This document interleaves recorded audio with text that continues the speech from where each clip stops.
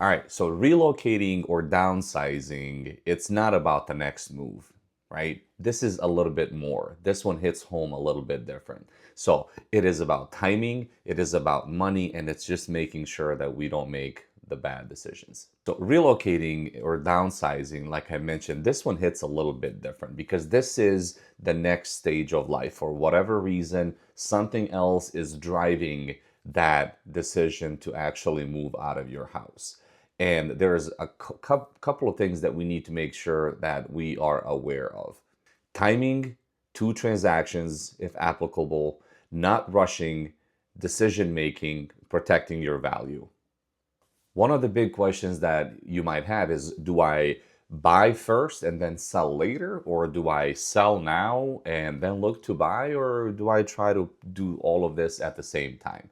So, couple of call outs on that. If you decide to buy now and then sell later, financial decisions need to be made. We need to make sure that your finances can support that. That tends to be the easiest of the options. If you move in or you buy the new place, you can then get your stuff moved, you can get settled in, get your current house ready for market, and then deal with that then. If you are looking to sell now and then buy after the fact, there's going to be a period of time that you have to figure out temporary housing.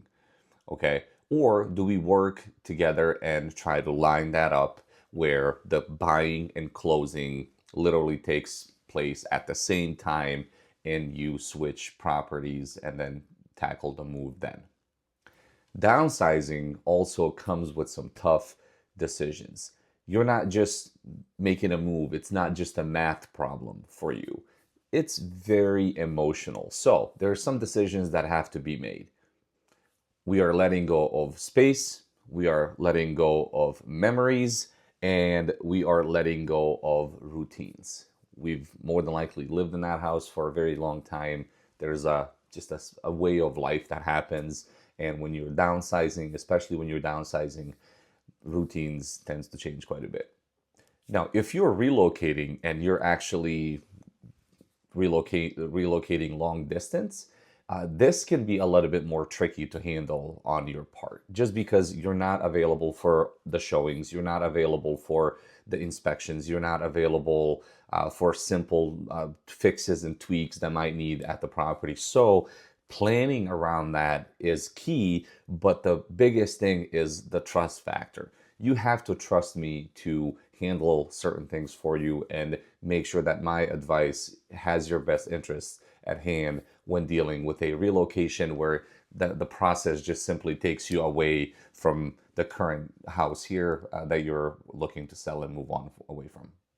Now, the biggest thing with all of this is that you should feel in control, right? You should not let these situations dictate and make you feel like you are letting go of control. So, a good plan relieves pressure, a rushed plan creates pressure. If you're even considering relocating or downsizing, even within the next year, education is key. Conversations like this are key. Putting things down on paper, going through and decluttering early. Not everything that we have in our homes matters or is of sentimental value. We like to think it is, but it's really not, and we can't live without it. So if we get in front of that process a little bit early, it will just make your life a little bit easier when the time actually comes and the crunch is there to start making the move and making those decisions. So if questions arise, please feel free to reach out. I'd be more than happy to help.